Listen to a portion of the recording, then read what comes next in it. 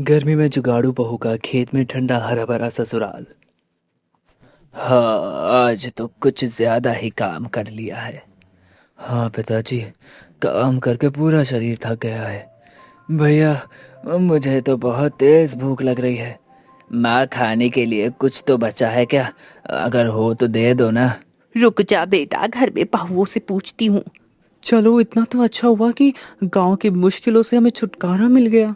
हाँ दीदी, लेकिन यहाँ पर भी हमें अभी बहुत सारी दिक्कतों का सामना करना पड़ सकता है ना। इसी वजह से मैं चिंतित हूँ। जो भी हो, अब तो यही रहना होगा। अरे बहू, सुबह का खाना बचा है क्या? बच्चों को भूख लगी, बेचारे काम करके थक के आए हैं, बेचारे बहुत थक गए हैं, उनको भूख लगी हुई है, खाना दे दो। हाँ माँ जी, खाना बचा तो हुआ है। जरा देखना सीता, बर्तन में क्या बचा है।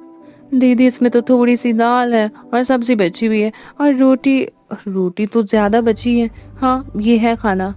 कोई बात नहीं, जितना खाना बचा है उतना थाली में परोस दो, तेरे पापा जी भी खाएंगे तो 4 जनों के लिए थोड़ा थोड़ा खाना निकाल दे। ठीक है माँ जी, मैं अभी निकाल देती हूँ। मैं बाहर जा रही हूँ, थोड़ा उन लोगों के थोड़ा सा पंखा झल देती हूँ, उनको बहुत गर्मी लग रही होगी। तुम खाना लेकर बाहर आ जाना। माँ जी, आप बाहर बोल दो कि ये लोग 2 खाट बिछा ले, मैं अभी खाना लेकर आती हूँ। ठीक है बहू। ये तो पूरी दाल खट्टी लग रही है। हाँ, क्या बना दिया तुम लोगों ने? पिताजी, मुझे लगता है दाल बासी हो गई है। हाँ भैया, मुझे तो सब्जी भी बासी लग रही है। लगता है गर्मी की वजह से खाना जल्दी खराब हो गया है। छोड़ो छोड़ो छोड़ो, हे भगवान, इस खाने को फेंकवा देते हैं, रोटी प्याज और नमक ही खा लेते हैं। हाँ पिताजी, आप ठीक कहते हैं। अरे बहू, इस थाली के खाने को जरा खेत में फेंकाना। क्यों, क्या हुआ माँ जी, क्या बात है। अरे गर्मी की वजह से पूरा खाना खराब हो गया। अब तो बहुत जल्दी खाना खराब हो जाया करेगा। लगता है खाना ठीक रखने के लिए हमें कोई नया उपाय करना होगा। वैसे भी दोपहर तक सभी भूखे हो जाते, बार बार चूल्हा भी नहीं जला सकते। कुछ तो सोचना पड़ेगा। ला दीदी, मैं खाना फेंक देती हूँ। हाँ ये ले, 1 थाली तू ले ले, 2 मैं ले लेती हूँ। बहू, खाना जरा दूर फेंकना, नहीं तो घर में ही बदबू आती रहती है, तो दूर फेंक के आना। ठीक है माँ जी। दीदी, मैं तो कहती हूँ एक गड्ढा खोद कर उसमें ही इस खाने को फेंक देते हैं। इससे खाने की बदबू भी नहीं आएगी और किसी के पैर में भी नहीं लगेगा, अन्न का अनादर भी नहीं होगा। हाँ तो ठीक कह रही है, आज यहीं पर फेंक देते, कल एक गड्ढा खोद लेंगे, तब उसी में फेंक दिया करेंगे। ठीक है। ठीक है दीदी। ज्यादा गहरा गड्ढा खोद कर क्या ही करना, इतना बहुत है। लेकिन एक बात तो है, जमीन के अंदर काफी ठंडक लग रही है। क्या हुआ दीदी, आपने गड्ढा खोद लिया क्या? हाँ सीता, देखना, मैंने ये गड्ढा खोद दिया है। मैं जमीन के काफी नीचे तक तो आ गई हूँ। अच्छी खासी ठंडक भी है वैसे यहाँ पर। हाँ दीदी, सही बोल रही हो। अरे ठंडक ना होती तो खेत में जो कुत्ते बैठते हैं और वो मिट्टी हटाकर क्यों खोदते हैं? इसीलिए बैठते होंगे क्योंकि उनको ठंडक लगती होगी। सीता, मुझे एक जुगाड़ सूझा है। हम यहाँ की मिट्टी खोदकर अपना देसी फ्रिज बना सकते हैं। ये आप क्या बोल रही हो दीदी, कुछ भी बोलती रहती हो। भला जमीन में गड्ढा खोदकर हम फ्रिज कैसे बना सकते हैं? कुछ भी। कविता की बातें कई सवालों से भरी पड़ी थी, लेकिन क्या सच में कविता जमीन में गड्ढा खोदकर फ्रिज बना सकती है? तब तक गर्मी में सभी अपना गांव छोड़कर खेत में क्यों रहने लगे? क्या पूरा परिवार बिना बिजली के खेत में हमेशा के लिए रह पाएगा? वह खेत में होने वाली परेशानियों का सामना कैसे कर पाएगा? इस कहानी को पूरी तरह से जानने के लिए चलिए एक फ्लैशबैक में चलते हैं। दीदी, मैंने सब्जी काट दी है, अब मैं थोड़ा बाहर का काम कर लेती हूँ। बाहर का क्या काम है? बाहर बहुत गर्मी पड़ रही है, आपको तो पता है ना। हम जैसे ही बाहर निकलते पैर जलने लगते, तो मैं थोड़ा पानी छिड़क देती हूँ, फिर थोड़ी ठंडक रहेगी। ठीक है, तुम जाओ। दीदी, मैं कुएं से पानी लेने जा रही हूँ, थोड़ी देर तक आ जाऊंगी। ठीक है, तुम जाओ। अरे बहू, तू अकेली चूल्हे के पास क्या काम कर रही है? ला, मैं सब्जी बना देती हूँ, फिर जल्दी से खाना लेकर खेतों की तरफ जाना होगा। उधर खेतों पर रामनाथ जी और उनके तीनों बेटे काम कर रहे होते। हे भगवान, इस गर्मी ने तो पूरा पसीने से मुझे तरबतर कर दिया है। पिताजी, आप थोड़ी देर आराम कर लो, हम तब तक थोड़ा और काम कर लेते हैं। क्या आराम करूं बेटा, गर्मी से बुरा हाल हो चुका है। अब आराम करना भी एकदम मौत जैसा है। पिताजी आप बिल्कुल भी निराश मत हो। आप ना ये गमछा भिगोकर शरीर पोंछ लो, फिर थोड़ा आराम मिल जाएगा आपको। हाँ ये ठीक रहेगा। वो तो शुक्र है कि हमने पहले से यहाँ एक नलकूप का जुगाड़ कर रखा है, नहीं तो पानी पीने के लिए भी हमें कुएं के पास जाना पड़ता और बहुत मेहनत लगती। हाँ पिताजी, ये तो आपने बिल्कुल सही कहा। आहा, आहा, सच में शरीर को ठंडक मिल गई है। लेकिन इस भयंकर गर्मी में मुझे नहीं लगता कि ये गमछा ज्यादा देर तक गीला रहेगा। अगले दिन कविता घर वालों के लिए पापड़ बना रही थी। उसने सोचा था कि पापड़ को बाहर सुखा लेती हूँ। माँ जी, मैं सोच रही थी कि इन पापड़ों को बाहर धूप में रख देती हूँ, कुछ देर बाद तो ये सूख जाएंगे। ठीक है बहू, लेकिन जरा इन्हें देखते रहना कि भाई कहीं पापड़ रोटियों की तरह सिक ना जाएं। बहुत गर्मी है। अरे नहीं माँ जी, ऐसा कुछ भी नहीं होगा, मैं ध्यान देती रहूंगी। अब कविता बाहर खाट पर पापड़ रखकर अपने दूसरे काम पर लग जाती है। कुछ ही देर बाद विमला जी पापड़ों को देखते हुए बोलती है, ये लो, मैंने तो पहले ही कहा था कि कहीं पापड़ रोटियों की तरह सिक ना जाए। ये लो एकदम सूख कर लकड़ी बन गए हैं ये पापड़। अरे बहू, अरे ओ बहू, देख तेरे पापड़ एकदम सूख के जल गए हैं भाई। इनको उठा ले, जल्दी अंदर लेकर जा। ठीक है माँ जी, मैं अभी रख देती हूँ। रात को सभी लोग अपना अपना खाना खाकर सो जाते, लेकिन विमला जी के शरीर की घमौरियां उन्हें सोने नहीं दे रही थी। तभी कविता जी चिल्लाकर बोलती है, क्या हुआ माँ जी, आज आपको नींद नहीं आ रही क्या? नींद कहाँ से आएगी बहू? अरे मेरी पेट में उफ बड़ी गमौरियां हो रखी है।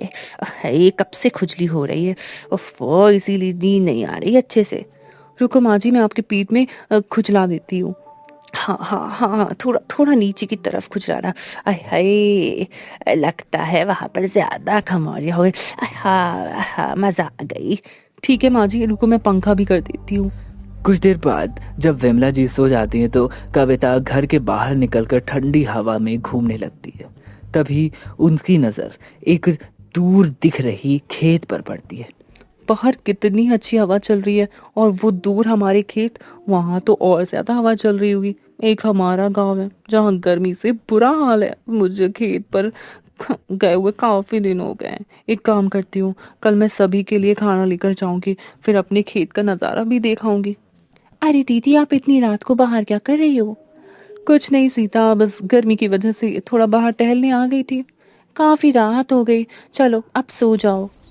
अगले दिन कविता खाना लेकर खेतों पर जाती है तो कुछ ही देर बाद वो नीम के पेड़ के पास बैठ जाती है और खुद से बोलती है, यहाँ तो सच में बहुत ठंडक है, कितनी ठंडी ठंडी हवा चल रही है। ऊपर से यहाँ की जमीन भी ठंडी है। गांव में तो जमीन सुबह से ही जलने लगती है। क्या हुआ कविता, तुम घर नहीं जा रही? थोड़ी देर में चली जाऊंगी जी, बस यहाँ पर बैठकर अच्छा लग रहा है तो सोचा थोड़ी देर रुक जाऊं। हाँ वो तो है, यहाँ पर चारों तरफ ठंडक है, ठंडक, बहुत अच्छा लग रहा है। सच में अगर हमारा घर यहीं पर होता तो कितना अच्छा होता। हाँ वो तो है, लेकिन जितना अच्छा तुम सोच रही हो इतनी परेशानियां यहाँ झेलनी पड़ती हैं। तुम्हें क्या पता, यहाँ पर धूल, भारी आंधी, तूफान और हर तरह की परेशानियों का सामना करना पड़ सकता है। हम परेशानियों का भी हल निकाल सकते हैं। यहाँ पर एक मजबूत और सुरक्षित घर भी बन सकता है। वो सब तो ठीक है, लेकिन माँ पिताजी माने तभी तो कुछ हो सकता है ना। आज जब हम सभी लोग रात में खाने में इकट्ठा होंगे ना, तो फिर तुम सबके सामने ये बात करके देखना। हाँ, मैं एक बार ये बात सभी को बोल दूंगी, एक बार सामने रख कर देखती हूँ क्या होता है। कुछ ही देर बाद कविता वहाँ से घर चली जाती है और शाम होते ही रात के खाने की तैयारी करने लगती है।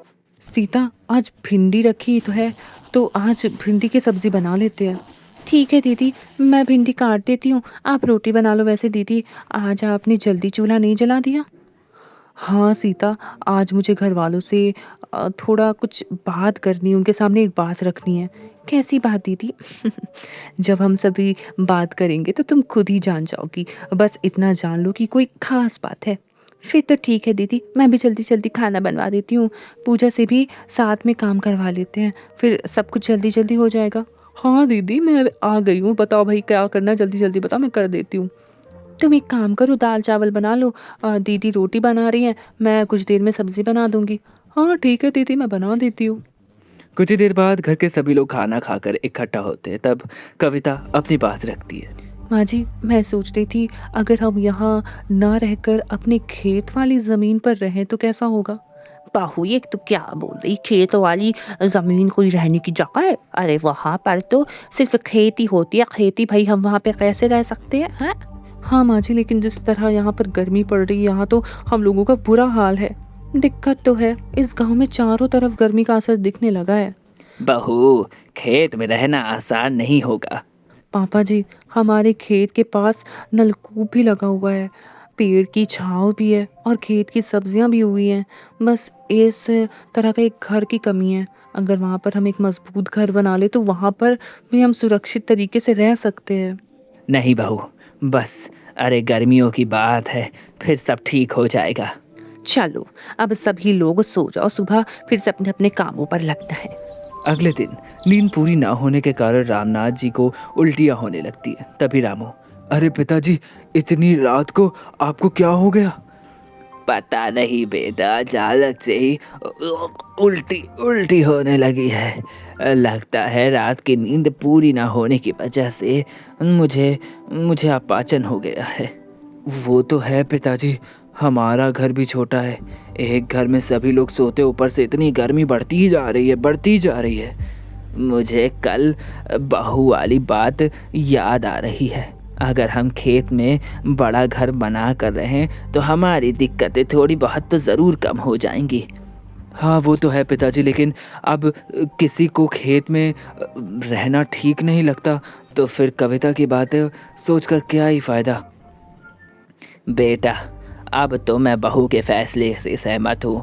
हमें खेत पर रहकर गर्मी काट लेनी चाहिए। रामनाथ के मानने के बाद पूरा घर खेत की तरफ रवाना हो जाता है और वहाँ जाने के लिए तैयारियां शुरू कर देता है। अगले दिन सुबह ही घर के सभी लोग घर का छोटा मोटा बड़ा सामान सभी सोच लेकर खेत की तरफ बढ़ने लगते हैं। खेत पर पहुंचते ही हमें सबसे पहले बांस इकट्ठा करने पड़ेंगे ताकि जल्दी से घर का ढांचा तैयार कर पाए। हाँ दीदी, लेकिन सबसे पहले सुबह का खाना खा लेंगे, तभी कुछ करेंगे। मुझे तो सामान बांधते बांधते भूख लगने लग गई है। ठीक है दीदी, आराम करने के बाद हम सभी मिलकर घर के बारे में सोचेंगे। कुछ ही देर बाद सभी लोग घर बनाने में जुट जाते। कोई बांस की लकड़ियां लाया तो कोई मिट्टी इकट्ठा करने में लगा हुआ था और कोई पास में नलकूप से पानी में भरता जा रहा था। कुछ ही समय बाद उनका मिट्टी का घर तैयार हो जाता है। तभी कविता जी बोलती है, आज एक रहने लायक घर तो तैयार हो गया, अब धीरे धीरे इस घर को मजबूत करते रहेंगे। दीदी, यहाँ पर तो हम सभी लोग आराम से रह पाएंगे और आराम से घर में सो भी पाएंगे। अरे अब सभी नहीं, केवल औरतें ही घर में सोया करेंगी। हम सभी अपनी अपनी खाट बाहर डालकर सोया करेंगे। इससे ये रहेगा कि हम खेत की रखवाली भी कर पाएंगे और आराम की नींद भी मिल जाएगी। फिर तो और अच्छा है, औरतें आराम से इस बड़े से घर में सो सकती हैं। अगले दिन घर के सभी मर्द खेतों पर काम करने के लिए चले जाते हैं। बहुएं कुछ नया करने के लिए अलग अलग जुगाड़ सोचती। तभी सीता बोलती है, दीदी, हमारी झोपड़ी में अब थोड़ी ठंडक तो रहती है, लेकिन अभी भी पेड़ों के बीच से आने वाली धूप हमारे घर पर पड़ती रहती है। तो मैं सोच रही हूँ क्यों ना हम अपने घर की छत पर कुछ बेल वाले पौधे लगाएं। इससे ये होगा कि वो हमारी झोपड़ी के ऊपर एकदम चारों तरफ फैल जाएंगे और एकदम छत वाला काम करेंगे और धूप भी नहीं लगेगी, और तो और अंदर गर्मी भी कम होगी। हाँ, ये तो सही कह रही है, हम ऐसा कर सकते हैं। तो फिर सोचना क्या है, आज ही मैं कद्दू और तरबूज जैसे फल छत पर लगा देती हूँ। इससे जल्दी से ही हमारी छत बेलों से ढक जाएगी। ठीक है। इस तरह दोनों बहुओं ने मिलकर सब्जियां और फल अपनी झोपड़ी के ऊपर उगा लिए। इस तरह पूरे घर पर फैल गई, जैसे वो कोई घर नहीं बल्कि झोपड़ी के आकार का पेड़ लगने लगा था। धीरे धीरे सभी बहुओं ने खेत में रहने का दौरान उन्होंने कई सारी समस्याओं को ठीक करती रही। एक दिन पूजा नलकूप के पास वाली जमीन पर बैठकर सोच रही थी। तभी कविता जी भी वहां पर आ जाती है। दीदी देखो ना, ये यहाँ की ज़मीन कितनी ठंडी है। हाँ पूछा, यहाँ की ज़मीन तो हमेशा पानी गिरता रहता है ना, तो इस वजह से ठंडी है, इसीलिए ये अच्छी जगह लग रही है। दीदी, अगर इसे नाली की तरह घर में पतली नालियाँ बनाकर हम उससे में रात भर पानी गिरने का जुगाड़ कर दें, तो फिर सोचो हमारे आसपास कितनी ठंडक होने लगेगी। लेकिन ये कैसे होगा? आसान है दीदी, हम एक बांस का स्टैंड बनाकर उसमें एक मटका लटका देंगे, जिसके नीचे छोटा सा छेद कर देंगे। फिर नटका वो जो मटका होगा वो रात भर पानी भरकर छोड़ दिया करेंगे। उससे धीरे धीरे पानी पतली नालियों में बहता रहेगा। इस तरह हमारा घर और बाहर की जगह ठंडी ठंडी रहेगी। वाह पूजा, ये तो एक बहुत अच्छा जुगाड़ है। चल फिर आज हम सब ये मिलकर काम करते, इस जुगाड़ को पूरा करते हैं। इस तरह से तीनों बहुओं ने मिलकर आसपास का वातावरण अब ठंडा बना लिया था, लेकिन अभी भी कई सारी दिक्कतें थी जो खत्म नहीं हो पाई थी। एक दिन घर के सभी मर्द खेतों का काम खत्म करके झोपड़ी के बाहर खाट पर आराम करने के लिए आते। तभी रामनाथ बोलता है, हाँ आज तो कुछ ज्यादा ही काम कर लिया है। हाँ पिताजी, काम करके पूरा शरीर थक गया है। भैया मुझे तो बहुत तेज भूख लग रही है। माँ खाने के लिए कुछ तो बचा है क्या? अगर हो तो दे दो ना। रुक जा बेटा, घर में बहुओं से पूछती हूँ। चलो इतना तो अच्छा हुआ कि गांव की मुश्किलों से हमें छुटकारा मिल गया। हाँ दीदी, लेकिन यहाँ पर भी हमें अभी बहुत सारी दिक्कतों का सामना करना पड़ सकता है ना, इसी वजह से मैं चिंतित हूँ। जो भी हो, अब तो यही रहना होगा। अरे बहू, सुबह का खाना बचा है क्या? बच्चों को भूख लगी, बेचारे काम करके थक के आए हैं, बेचारे बहुत थक गए हैं, उनको भूख लगी हुई है, खाना दे दो। हाँ माँ जी, खाना बचा तो हुआ है, जरा देखना सीता बर्तन में क्या बचा है।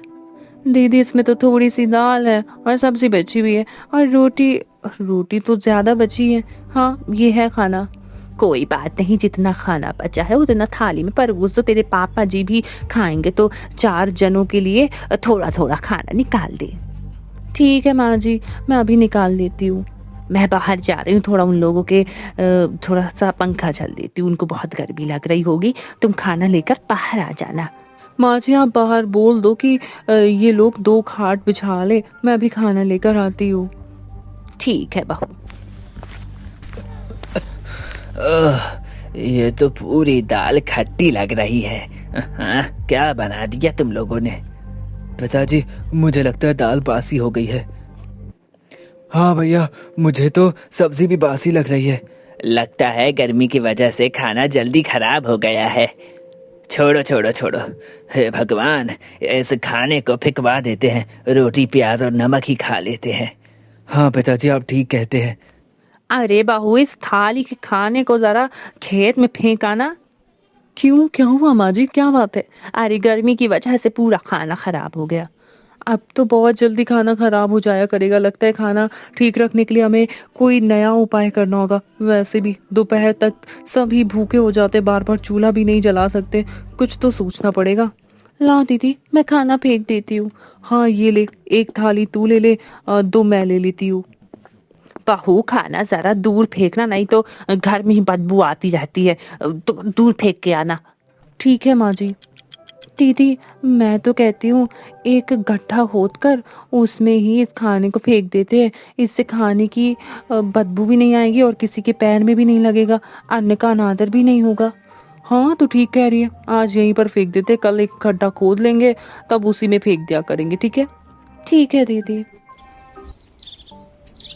ज्यादा गहरा गड्ढा खोदकर क्या ही करना, इतना बहुत है।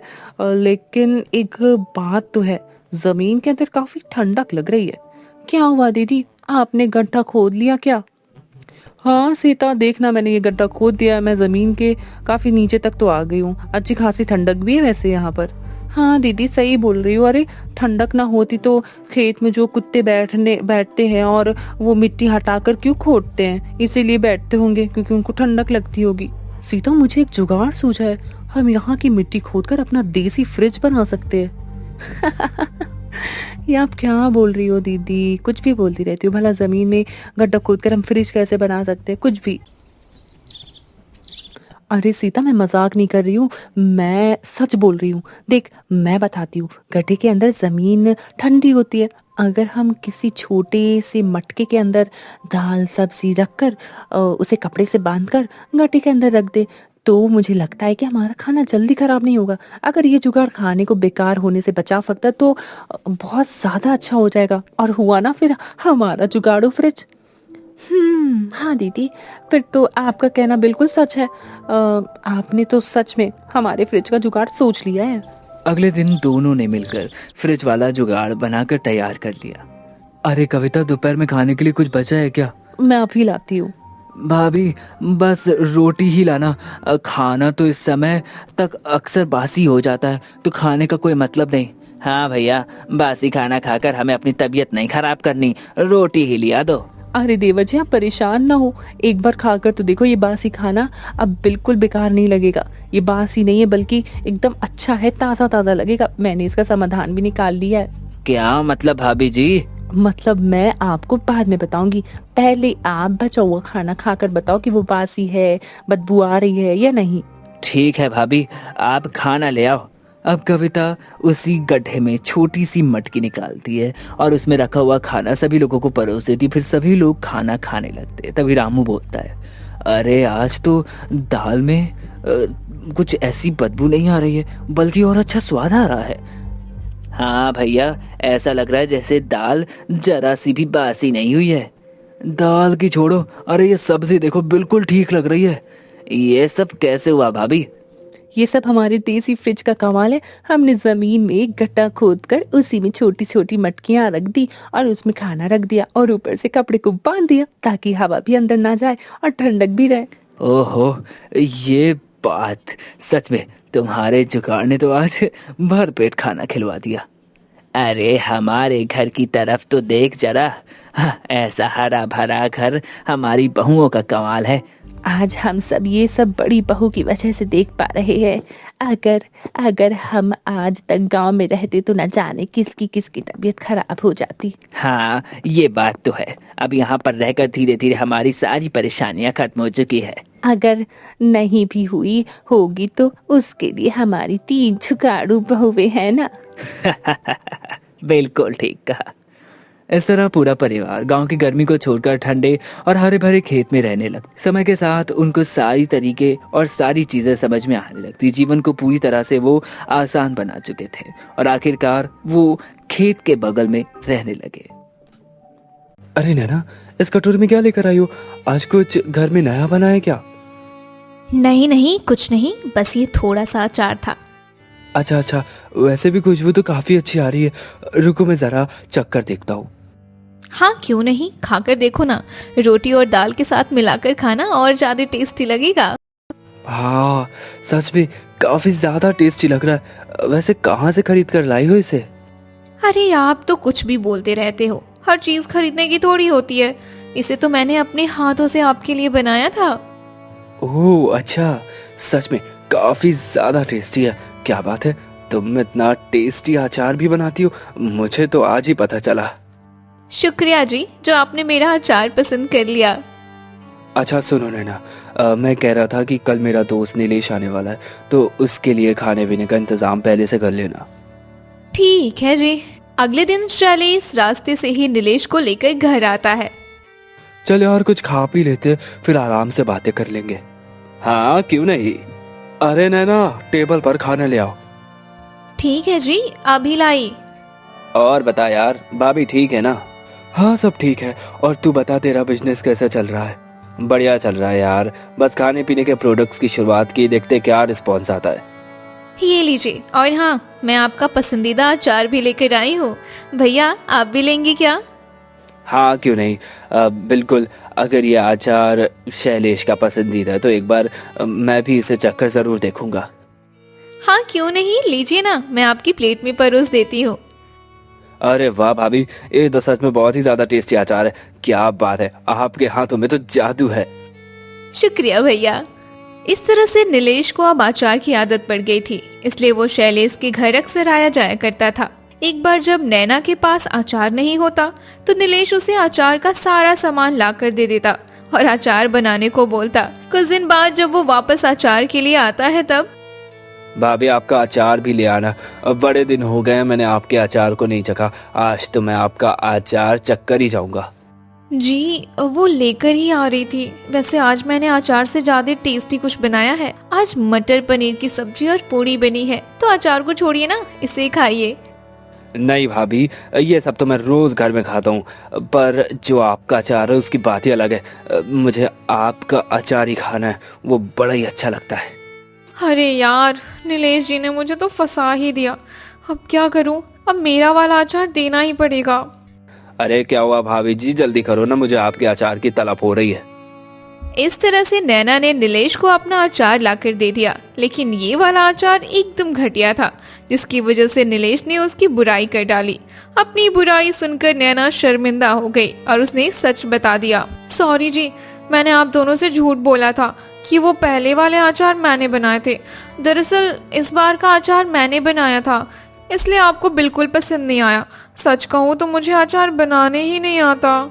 नैना की बात सुनकर शैलेश और नीलेश को बुरा लगा। अगर पहले के अचार नैना ने नहीं बनाए थे तो किसने बनाए थे? क्या नीलेश ने अचार बनाने वाले के बारे में जानने की कोशिश की? किस तरह उन अचार बनाने वाले का जीवन नीलेश के बिजनेस का हिस्सा बन गया? आखिर कैसे एक गरीब का परिवार आम की गुठली, छिलके और शहद और आम के पन्ने से भरपूर अचार के बिजनेस से खुद का पक्का घर बना लेता है? आज की कहानी काफी इंटरेस्टिंग होने वाली है, इसलिए इस कहानी को शुरू से आखिर तक जरूर देखें। तो चलिए इस कहानी को समझने के लिए फ्लैशबैक में चलते हैं। अरे सुमित्रा, मैं जरा इसी गांव में पश्चिम के घर जा रहा हूँ, थोड़ी देर से आ जाऊंगा, जब तक तू अपना घर का काम कर ले। अच्छा, कोई काम था क्या? हाँ, वो खेत में बीज का पता करने जा रहा था। पिछली बार उनकी फसल बहुत अच्छी हुई थी, तो हम भी इस बार उन्हीं के बीज बोएंगे। जरा बीज के बारे में ही पता करने जा रहा था मैं। ठीक है जी, आप जाओ और हाँ जल्दी आ जाना, कहीं पूरा दिन वहीं पर मत बिता देना। हाँ ठीक है, वो जरा मेरा गमछा तो लेकर देना। आज तो नमक भी खत्म हो गया है, हल्दी और मसाला भी थोड़ा सा ही बचा है। लगता है बाजार जाना पड़ेगा। धीरज, नीरज और लोकेश तो खेत से आकर थक जाते हैं, वो कहाँ जाएंगे बाजार, मैं ही चली जाती हूँ। अरे चाची आप? हाँ बेटा, थोड़ा सामान खरीदना है तो उसी के लिए आई थी। हाँ क्यों रहे, वैसे भी चाची आज तो हर चीज में बढ़ोतरी हो गई है। पता नहीं महंगाई भी एकदम से क्यों बढ़ जाती है, हैं? लेकिन आप चिंता मत करो, आपको तो बस नमक, हल्दी और कुछ मसाले ही लेने, तो ये सब में तो सिर्फ 2 रुपए का ही बढ़ोतरी आया है। ठीक है बेटा, तो मुझे एक पैकेट नमक, हल्दी, 100 ग्राम जीरा दे दो। ये लो चाची, आपका सारा सामान पैक हो गया है। ठीक है बेटा, ये ले तेरे पैसे। अब सुमित्रा अपना सामान लेकर घर की तरफ जाने लगती है, लेकिन रास्ते में धूप के कारण उसे चक्कर आने जैसा लगता है। हे भगवान, ये धूप तो किसी की भी तबीयत खराब कर देगी। ऊपर से चारों तरफ गर्म हवा चल रही है। बस कुछ दूर और चलना है, फिर थोड़ा आराम कर लूंगी। पता नहीं आज चक्कर क्यों आ रहे हैं मुझे। कुछ दूर चलने के बाद अब तो मुझसे चला भी नहीं जा रहा। ऐसा लग रहा अगर एक कदम भी आगे बढ़ाया तो नीचे गिर जाऊंगी। नहीं नहीं नहीं, मैं आगे नहीं जा सकती। मैं यहीं पर थोड़ी देर के लिए बैठ जाती हूँ। क्या बात है, आज माँ अभी तक खाना नहीं लेकर आई? उन्हें आने में इतनी देर क्यों लग रही है? हो सकता है वो दूसरे कामों में व्यस्त हो गई हूँ और लाना भूल गई हूँ। मैं एक काम करता हूँ, खुद ही जाकर घर से खाना लेकर आ जाता हूँ। अरे भैया क्या हुआ, आप कहाँ जा रहे हो? नीरज, मैं घर जा रहा हूँ। लगता है माँ अपने काम में फंस गई होंगी, तो उन्होंने शायद खाना लाने में थोड़ी देर हो जाएगी। तो एक काम करता हूँ, मैं खुद ही जाकर लेकर आता हूँ। जब तक तुम दोनों आराम से काम कर लो, मैं तुम्हारा और मेरा खाना भी लेकर थोड़ी देर में आ जाऊंगा। ठीक है, कोई बात नहीं, आप जब तक लेकर आइए आराम से, हम तब तक खेत के कुछ काम निपटा लेते हैं। अरे माँ, तू यहाँ क्या हुआ तुझे? तू ठीक है ना? अब बेटा, मैं जरा घर के कुछ सामान लेने दुकान गई थी। आते समय थोड़ा चक्कर आने लगे थे, इसलिए यहीं पर बैठ गई। अरे अरे, ये क्या बात हुई? मुझे बताना चाहिए था। गर्मी इतनी बढ़ गई है और बाहर बहुत तेज धूप है। तेरा इस उम्र में धूप में यूं आना जाना बिल्कुल भी ठीक नहीं है। अगर कुछ सामान लाना होता है तो हमें बता देती, कल सुबह हम खरीद लाते। अच्छा चल, वो सब छोड़, चल मैं तुझे पकड़ा कर ले चलता हूँ। चल चल, हाँ हाँ, आराम से चल। माँ को घर छोड़ने के बाद धीरज खाना लेकर खेत पहुंचता है। अगले दिन से सभी भाई माँ को आराम देने के लिए खुद ही खाना बनाने लगे। लेकिन अगले दिन जब सुमित्रा घर के बाहर झाड़ू लगा रही थी, तभी अचानक नीचे गिर गई। कई घंटों तक वो नीचे ही पड़ी रही। अब उसके तीनों बेटे वहां पहुंचे तो दौड़कर उसके पास गए। हे भगवान, ये माँ को क्या हो गया? माँ यहाँ पर क्यों गिरी पड़ी है? माँ उठो माँ, क्या हुआ माँ? लगता है माँ को चक्कर आ गया है। रुको भैया, मैं अभी पानी लेकर आता हूँ। माँ कुछ तो बोलो, क्या हुआ है तुझे? नहीं, ये नहीं हो सकता। क्या हुआ भैया? क्या नहीं हो सकता? लोकेश, माँ अब इस दुनिया में नहीं रही। नहीं नहीं, ये नहीं हो सकता। उठो माँ, तुम हमें छोड़कर नहीं जा सकती माँ। उठो, भगवान के लिए अपनी आंखें खोल दो माँ। हे भगवान, ये तूने क्या अटका डाला? इन बच्चों को रोता देखकर तो मुझसे नहीं रहा जाता। अगर मैंने हिम्मत नहीं की तो ये सभी टूटकर बिखर जाएंगे। मुझे इन्हें संभालना ही होगा। माँ तुझे अचानक क्या हो गया माँ? शांत हो जाओ बेटा। जो होना था उसमें सिर्फ भगवान की ही मर्जी थी। अब होनी को कौन डाल सकता है? तुम सबको हिम्मत करनी होगी। मैं तुम्हारे पास हूँ तो तुम्हें दुखी होने की कोई बात नहीं है। कुछ समय बाद सभी ने खुद को संभाला और माँ का अंतिम संस्कार कर दिया। समय बीतता गया और सभी को काम धंधे में परेशानी होने लगी। इसी के चलते बिजरपाल ने एक एक करके अपने तीनों बेटों की शादी कर दी। अब घर में 3 बहू आने के बाद जिम्मेदारियां सभी में बंट गईं। एक दिन वो तीनों लकड़ियां लेने पास के ही बगीचे में जाती हैं। अरे वाह, यहाँ तो छाँव में कितनी अच्छी हवा चल रही है। कुछ देर इस पेड़ के नीचे बैठ लेते हैं, फिर लकड़ियां काट कर लेकर घर जाएंगे। वैसे दीदी, हमारे घर में सासू माँ के ना होने से कितना सूना लगता है ना।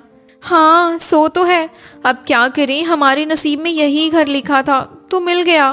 ठीक ही तो है हमारा नसीब। मैंने सुना है घर में सास होने पर हर काम के लिए ताने सुनने पड़ते हैं। नहीं ज्योति, हर किसी की सास एक जैसी नहीं होती। हो सकता है हमारी सास हमें बेटियों की तरह प्यार करती। अरे ये देखो दीदी, ये तो आम गिर रहे हैं। लगता है हवा की वजह से इस आम के पेड़ से आम गिरने लगे हैं। हाँ, जरा इन्हें उठाकर तो ला। चल एक एक करके चक्कर देखते हैं। आम तो अच्छे लग रहे हैं। तू भी खाना, फिर बाकी के आम घर ही ले चलते हैं।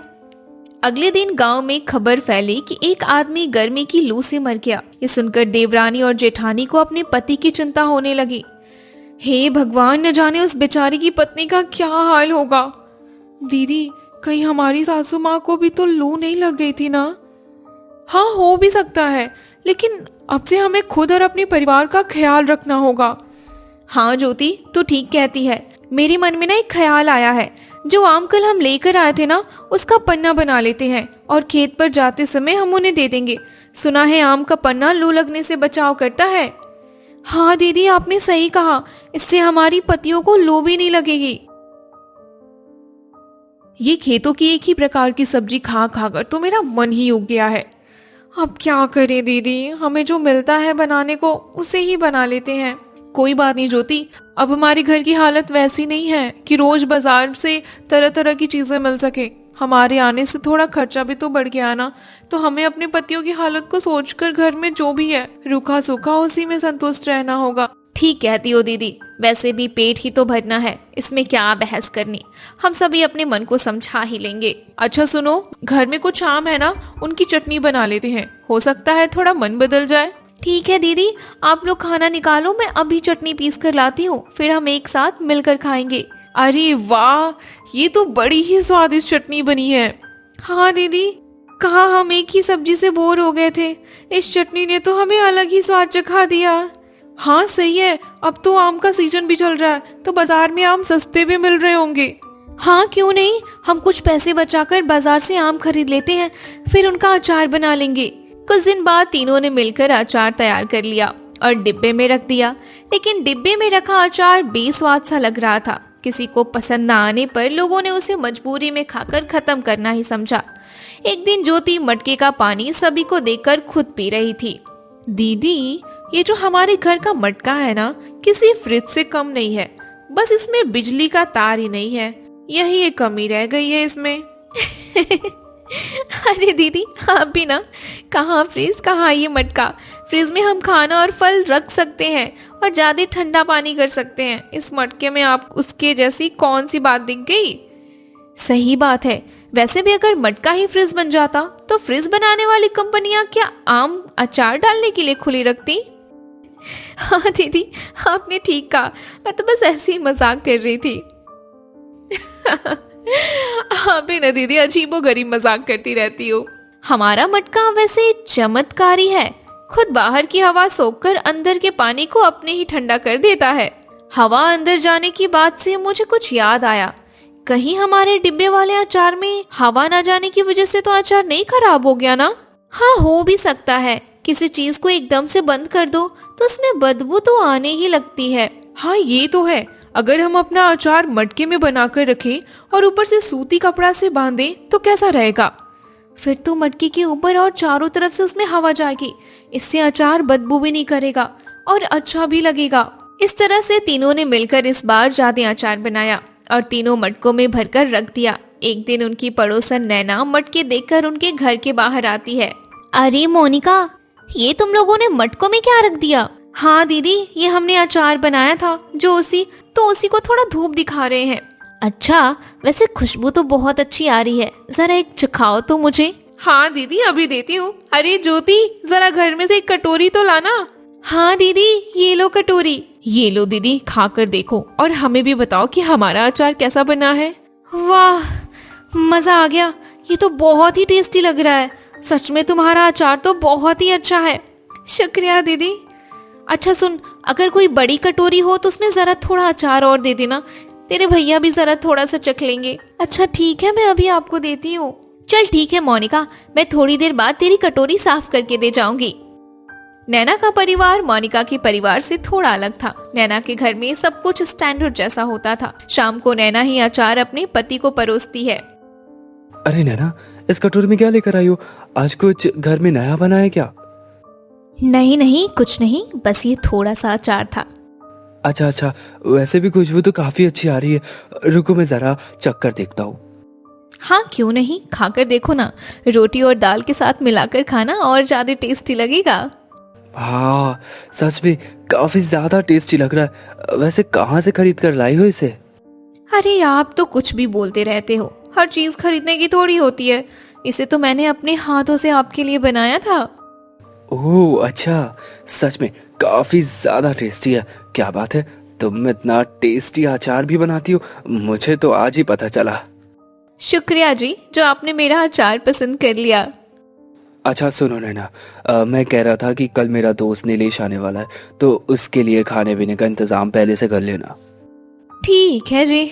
अगले दिन शैलेश रास्ते से ही नीलेश को लेकर घर आता है। चल यार कुछ खा पी लेते, फिर आराम से बातें कर लेंगे। हाँ क्यों नहीं। अरे नैना, टेबल पर खाना ले आओ। ठीक है जी, अभी लाई। और बता यार, भाभी ठीक है ना? हाँ सब ठीक है। और तू बता, तेरा बिजनेस कैसा चल रहा है? बढ़िया चल रहा है यार, बस खाने पीने के प्रोडक्ट्स की शुरुआत की, देखते क्या रिस्पॉन्स आता है।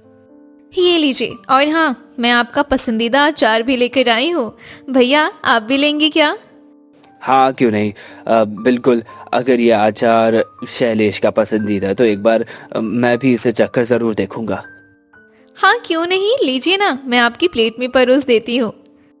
अरे वाह भाभी, ये तो सच में बहुत ही ज्यादा टेस्टी अचार है। क्या बात है, आपके हाथों में तो जादू है। शुक्रिया भैया।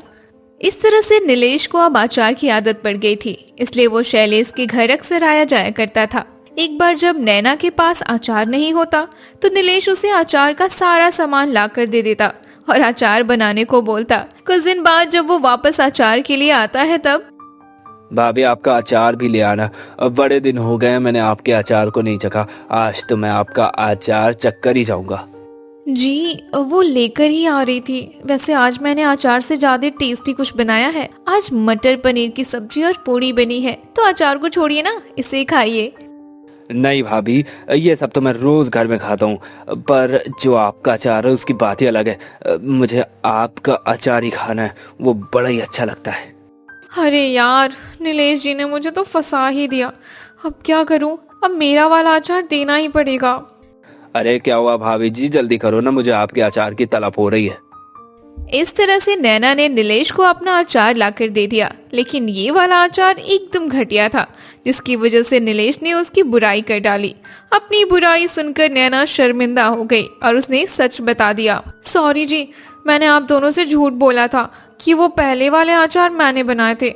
दरअसल इस बार का अचार मैंने बनाया था, इसलिए आपको बिल्कुल पसंद नहीं आया। सच कहूँ तो मुझे अचार बनाने ही नहीं आता। उधर देवरानी और जेठानी अपने पहले अचार से बोर होकर कुछ अलग ही सोच रही थी। मैं सोच रही थी कि हम अपने अचार में कुछ और नयापन लाएं क्या? क्या मतलब दीदी? मतलब कि जो हम बनाते हैं वैसा अचार तो हर कोई बना लेता है। मैं सोच रही थी कि हम अपने मसालों में कुछ और चीजें जोड़ें, जैसे उसका स्वाद और बढ़ जाए और हमें अचार बोर जैसा भी ना लगे। लेकिन हम अचार के मसाले में और क्या डाल सकते हैं? देखो, हम एक काम करते हैं, आम के छिलके को छीलकर उसे सुखाकर पीस लेते हैं और उसे मसाले में डालकर फिर अचार बनाकर देखते हैं। हाँ, एक बार तो कोशिश करने में क्या ही जाता है।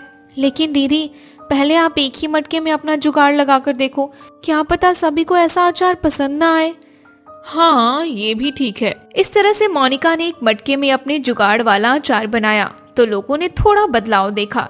फिर कुछ दिन बाद कल्पना ने भी कुछ सोचा। दीदी, मैंने कुछ सोचा है, मैं आम की कच्ची गुठलियों को पीसकर उसे भी मसाले में मिलाकर देखती हूँ। हाँ, क्यों नहीं, जब मैंने बनाकर देख लिया तो तू भी अपना कुछ बना लेना। हाँ दीदी, मैं तो सोच रही हूँ कि आपका भी अचार टेस्ट करके देख ही लेती हूँ। अरे कल्पना, तूने अपने जुगाड़ वाला अचार बनाया कि नहीं? हाँ दीदी, बना दिया, बस मैं आज खाने पर सभी को देने वाली हूँ। आप लोग भी मेरे अचार को स्वाद करके बताना। ठीक है, आज मैंने आप सभी के लिए अपने तरीके से कुछ अलग अचार बनाया है। आप लोग टेस्ट करके जरूर बताना कि कैसा बना है। हाँ क्यों नहीं, पहले थाली में अचार तो परोसो। हाँ हाँ, अभी देती हूँ। वाह भाभी, आपने तो अचार में कुछ अलग ही स्वाद बना दिया है। सच में बहुत अच्छा बनाया अचार। शुक्रिया देवर जी। कुछ दिन बाद जब सभी के लिए पन्ना बन रहा था तो ज्योति सबके लिए पन्ना बनाने में बिजी थी।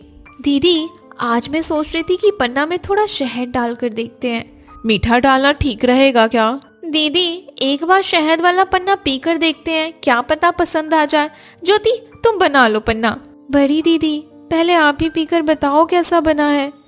अरे, ये तो खट्टा मीठा सा स्वाद आ रहा है। अच्छा बना है यार, एकदम वैसा ही बना है जैसे मैंने अपनी कल्पना में सोचा था। इसलिए तो मेरा नाम कल्पना है, क्योंकि तू हर बात की कल्पना ज्यादा करती है। दीदी, एक बात कहूँ, अगर मैं भी इस पन्ने से अलग हांडी में अचार बनाऊं तो? वैसे आइडिया अच्छा है, अगर तूने इस पन्ने को अचार में मिला दिया तो अलग ही स्वाद आ जाएगा। कुछ दिन बाद ज्योति ने भी अपना अचार बना डाला। उसका अचार भी सभी को बहुत पसंद आया। एक दिन अचानक नीलेश उनके घर पहुंचता है। मोनिका, कल्पना और ज्योति जी, आप ही हो ना? हाँ जी, कहिए, आप कौन? मैं आपके पड़ोस में रहने वाली नैना जी का रिश्तेदार हूँ। एक बार भाभी ने मुझे आप ही के अचार खिलाए थे। मैं एक बिजनेसमैन हूँ, अगर आपको एतराज़ ना हो तो क्या आप मेरे लिए अचार बनाने का काम करेंगी? दरअसल मुझे आपका अचार मार्केट में उतारना है, इसके बदले मैं आपको अच्छे पैसे दूंगा। क्या हमारे अचार के बदले हमें पैसे मिल सकते हैं? जी बिल्कुल। तभी देवरानी और जेठानी के पति भी वहां पहुंच जाते हैं। आप कौन? ये हमारे पड़ोसी के रिश्तेदार हैं। ये अपने बिजनेस में हमारा अचार मांग रहे हैं और बदले में हमें पैसे भी दे रहे हैं। क्या तुम सच बोल रही हो? हाँ जी, अगर आपको एतराज ना हो तो आपकी पत्नियां मेरे लिए काम कर सकती है। हाँ क्यों नहीं, लेकिन हमारी घर की बहुएं काम करने बाहर नहीं जाती। अरे कोई बात नहीं, आप परेशान न होइए। इन लोगों को बस घर में अचार बनाना है, बाकी सामान मैं इन्हें लाकर खुद दे दूंगा। फिर तो हमें कोई दिक्कत नहीं है, हमारी बहुएं आपके लिए काम जरूर करेंगी। इस तरह से मोनिका, कल्पना और ज्योति नीलेश के बिजनेस के लिए अलग अलग वैरायटी में अचार बनाने लगे। उनके अचार के स्वाद ने लोगों का मन लुभाया और नीलेश का बिजनेस एकदम से ऊपर उठ गया। इस तरह से मोनिका, कल्पना और ज्योति महीनों का 40,000 रुपए कमाने लगी। कुछ ही समय में उनके परिवार ने नया घर बनवा लिया और गांव में आराम की जिंदगी जीने लगे। हर बात पर तमाशा खड़ा करने वाला ससुराल। आरती, ये चाय तुमने बनाई है ना? इतनी फीकी क्यों है? कोई स्वाद ही नहीं आ रहा। घर में काम करते वक्त ध्यान कहाँ रहता है तुम्हारा? माँ जी, मैंने ठीक से ही तो बनाई थी। अगर चीनी कम है तो अभी डाल देती हूँ। इतनी सी बात पर आप नाराज मत होइए। चाय की एक चुस्की ने फिर से माहौल गर्म कर दिया। और ये कोई पहली बार नहीं था और शायद आखिरी भी नहीं। इस घर में एक छोटी सी गलती को भी बड़ी बना दी जाती थी। आरती की बातें सुनकर सीमा कहती है, माँ जी ठीक कह रही हैं आरती, काम में थोड़ा और ध्यान रखना चाहिए। अगर ऐसे ही रसोई बनाने की तुम्हारी आदत रही तो किसी दिन मेहमान आएंगे तो क्या कहेंगे? दीदी, रोज रोज सुनकर अच्छा नहीं लगता। मैं सीख रही हूँ, पर हर बात सबके सामने मत कहिए। थोड़ा प्यार से भी समझाया जा सकता है। सीमा को लगा जैसे उसकी बात काट दी गई हो। उसे याद आया जब वो नई नई आई थी तब उसने कुछ नहीं कहा था, पर समय बदल गया था और बहुएं भी। अरे सुबह सुबह फिर क्या शुरू हो गया? चाय में चीनी कम है तो डाल दो ना। इतना बड़ा मुद्दा बनाने की क्या जरूरत है? तुम्हें तो सब मजाक ही लगता है। घर की इज्जत ऐसे नहीं बनती। छोटी छोटी लापरवाही से आदत बिगड़ती है। विमला देवी को लगता था कि सख्ती से ही केवल घर को संभाला जा सकता है। उन्हें डर था कि ढील देने से सब हाथ से निकल जाएगा, पर सख्ती कब ताने में बदल जाती है ये उन्हें भी पता नहीं चलता था। भाभी, आप हर बात दिल पर क्यों ले लेती हो? माँ तो बस सिखा रही है। इतना सोचने की क्या बात है? दिल पर ना लूं तो और क्या करूं? हर बार सबके सामने बोलना अच्छा लगता है क्या? कभी अकेले में भी समझाया जा सकता है। आरती की आवाज धीमी थी, पर उसके शब्द साफ थे। उसे गलती से ज्यादा अपमान चुभता था। हर बार उसे लगता था जैसे उसे कटघरे में खड़ा कर दिया गया हो और वो कोई बहुत बड़ी गुनहगार हो। अरे बस करो अब, रोज यही सब क्यों होता है? सुबह का समय है, शांति से रहो ना। इतनी सी बात को इतना मत बढ़ाओ। तुम्हें तो अपनी बीवी ही सही लगेगी। माँ तो गलत हो गई अब। क्या मैंने तुम्हें यही दिन देखने के लिए पाला था? विवेक की हालत हमेशा एक जैसी रहती थी। वो मां को दुखी नहीं देख सकता था और पत्नी को रोते भी नहीं, पर उसकी चुप्पी अक्सर आग में घी का काम करती थी। वो ना बोलकर भी दोषी हो जाता था। अरे भाई, बात खत्म करो, चीनी डाल दो और चाय पी लो। इतना शोर अच्छा नहीं लगता। आप तो हमेशा टाल देते हो। घर चलाना आसान नहीं होता। मैं गलत नहीं हूँ। हरिराम जी सालों से यही देखते आ रहे थे। उन्हें पता था बात छोटी है पर आदत बड़ी है। घर में शांति उनकी ख्वाहिश थी, पर यह कभी हकीकत भी हो पाएगी इसकी कोई उम्मीद नहीं थी। आरती, थोड़ा झुक जाया करो। घर में बड़े हैं, उनकी बात मान लो। इससे माहौल ठीक रहता है। कितना झुकूं दीदी? हर बार मैं ही क्यों चुप रहूं? कभी किसी ने सोचा मैं क्या महसूस करती हूँ? आरती का यह सवाल सीधा था और भारी भी। सीमा ने नजरें झुका ली। शायद उसने भी कभी यही सवाल मन में दबा दिया था। फिर मोहित ने कहा, भाभी, आप जवाब दोगी तो बात बढ़ेगी। माँ का स्वभाव ऐसा ही है, थोड़ा समझ कर चलो ना। स्वभाव के नाम पर सब सहते रहें, कभी तो कोई बोलेगा ना। हर बात पर तमाशा क्यों बनता है? कमरे में एक पल को सन्नाटा छा गया। आरती ने वो कह दिया था जो सब सोचते थे। इस घर में आवाज उठाना ही सबसे बड़ा जुर्म था। फिर काजल ने कहा, आप बात को ज्यादा बढ़ा रही हो भाभी। माँ ने बस 2 शब्द ही तो कहे। इतना बुरा मानने की क्या जरूरत? रोज रोज 2 शब्द सुनो तो भारी लगते हैं। मैं भी इंसान हूँ, पत्थर नहीं। टूट जाती हूँ रोज रोज की बेमतलब की बातों से। आरती की आंखें हल्की सी भर आई, पर उसने आंसू गिरने नहीं दिए। उसे पता था रोने पर भी यही कहा जाएगा, ड्रामा कर रही है। फिर विवेक आरती की साइड लेते हुए विमला से कहता है, माँ, सच में हर बात पर इतना मत बोलो। अरे हम सबको थोड़ा आराम रहना चाहिए। और वैसे भी घर डर से थोड़ी चलता है। तो मैं डराती हूँ? अब तुम भी यही कहोगे? सब मिलकर मुझे ही गलत बना दो। विमला देवी को लगा जैसे जमीन खिसक रही हो। उन्हें पहली बार महसूस हुआ कि बच्चे अब छोटे नहीं रहे, पर उन्हें ये बात मान लेना आसान नहीं था। फिर हरिराम विमला को समझाते हुए कहते हैं, अरे विमला, सुन भी लिया करो, बच्चे दुश्मन नहीं है तुम्हारे, घर में हंसी रहे तो अच्छा लगता है। मैं तो बस सुधार चाहती हूँ। क्या अगर मैं ना बोलूं तो घर सुधर जाएगा?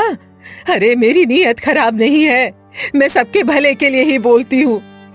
नीयत सच में खराब नहीं थी, पर तरीका ऐसा था कि हर दिन झगड़े में बदल जाता था। सुधार की कोशिश अक्सर अपमान बन जाती थी। आरती थोड़ी नरमी से बोली, माँ जी, मैं आपकी इज्जत करती हूँ, बस थोड़ा प्यार से बोल दीजिए, तमाशा मत बनाया कीजिए। मुझे लगा तुम लापरवाह हो, शायद मैं ही ज्यादा बोल जाती हूँ, सोचूंगी इस बारे में। सुबह का झगड़ा वहीं थम गया, पर पूरी तरह खत्म नहीं हुआ। घर में पहली बार खुलकर बात हुई थी। अब देखना था क्या आदत बदलेगी या फिर अगली सुबह फिर वही तमाशा होगा। घर का डाइनिंग एरिया, रात का वक्त। रात के करीब 9 बजे थे। पूरा दिन जैसे खींचातानी में ही निकल गया था। सब लोग डाइनिंग टेबल पर बैठे थे, पर खाने से ज्यादा चुप्पी परोसी जा रही थी। आरती, रोटी जरा जल्दी देना, सब इंतजार कर रहे हैं, आज फिर देर हो गई। दीदी, सबको रोटी एक साथ ही चाहिए, कैसे करूं? हाथ तो 2 ही हैं मेरे, थोड़ा सब्र कर लीजिए, ला रही हूं। सीमा को फिर वही पुरानी बात याद आ गई। उसने सोचा आरती धीरे काम करती है, और आरती को लगा जैसे सुबह की बात फिर शुरू होने वाली है। रात की थाली में भी शांति नहीं थी। फिर विमला तंज कसते हुए कहती है, देखा, मैंने कहा था ना, काम में कोई फुर्ती नहीं है, घर ऐसे नहीं चलता। मैं कितनी बार बोलूं? माँ, बस खाना खा लेते हैं शांति से। अरे पूरा दिन तो बस इसी उधेड़ बुन में निकल गया, अब फिर से शुरू मत करो, सब थक गए हैं वैसे भी। विवेक कोशिश कर रहा था कि बात आगे ना बढ़े। उसे डर था कि छोटी सी चिंगारी फिर आग बन जाएगी। घर में शांति बचाना अब उसका रोज का काम बन गया था। मोहित आरती की साइड लेते हुए कहने लगता है, भाभी सुबह से ही काम करने में लगी है, थोड़ा टाइम लग गया तो क्या हुआ, खाना तो अच्छा बना है। तुम्हें तो सब अच्छा लगेगा ही, समय की कीमत तुम्हें कुछ समझ आती भी है या नहीं? विमला देवी की आवाज में वही सख्ती थी। उन्हें लगता था ढील देने से सब हाथ से निकल जाएगा, पर सख्ती से रिश्ते हाथ से फिसल रहे थे। काजल भी आरती को हिदायत देते हुए कहने लगी, भाभी, दाल थोड़ी पतली है, सुबह वाली दाल फिर ना हो जाए, माँ को अच्छा नहीं लगेगा।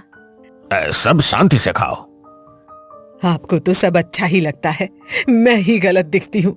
किसी को मेरी बात आखिर समझ क्यों नहीं आती? क्या मैं इतना गलत कह देती हूँ? विमला देवी के शब्दों में शिकायत थी। उन्हें सच में लगता था कि घर की जिम्मेदारी अकेले उनके कंधे पर है, पर शायद वो ये नहीं देख पा रही थी कि अब घर में और भी कंधे हैं। माँ जी, हम आपके खिलाफ नहीं हैं, बस रोज की बहस से थक जाते हैं, थोड़ा माहौल हल्का रहे तो अच्छा लगता है। मैं भी यही चाहती हूँ, हर दिन डर डर के जीना नहीं चाहती, घर में अपनापन होना ही चाहिए। टेबल पर रखी थालियां जैसे सब सुन रही थी। आज बात फिर खुल रही थी, लेकिन इस बार आवाजें थोड़ी नरम थी। शायद सबको एहसास हो रहा था कि रोज का तमाशा सबको थका रहा है। विवेक भी विमला से बड़ी नरमी के साथ कहता है, मां, हमें आपसे डर नहीं प्यार चाहिए। अगर गलती हो तो समझा दो, सबके सामने कुछ मत कहो। मैंने कभी सोचा नहीं कि तुम लोग डरते हो, मुझे लगा मैं सही कह रही हूँ, शायद मेरा तरीका ही गलत हो। यह पहली बार था जब विमला देवी ने अपनी बात में नरमी दिखाई। घर में हल्की सी उम्मीद की हवा चली। आरती ने भी पहली बार राहत महसूस की। फिर मोहित ने विमला से कहा, मां, हम सब साथ हैं, कोई आपका अपमान नहीं कर रहा, बस थोड़ा बदलाव चाहिए। हाँ माँ, छोटी बात को बड़ा मत बनाया करो। घर हंसता हुआ ही अच्छा लगता है। रोज रोज घर में कलह बहुत अच्छी बात नहीं है। बच्चों की बातों में शिकायत नहीं, विनती थी। विमला देवी ने सबके चेहरे देखे। उन्हें लगा शायद सच में कुछ बदलना चाहिए। फिर धीरे स्वर में बोली, ठीक है, कोशिश करूंगी, हर बात पर नहीं बोलूंगी, पर तुम लोग भी ढंग से काम करना। मैं पूरी कोशिश करूंगी माँ जी। बस इतना चाहती हूँ कि बात प्यार से हो। घर घर जैसा लगे तो अच्छा है।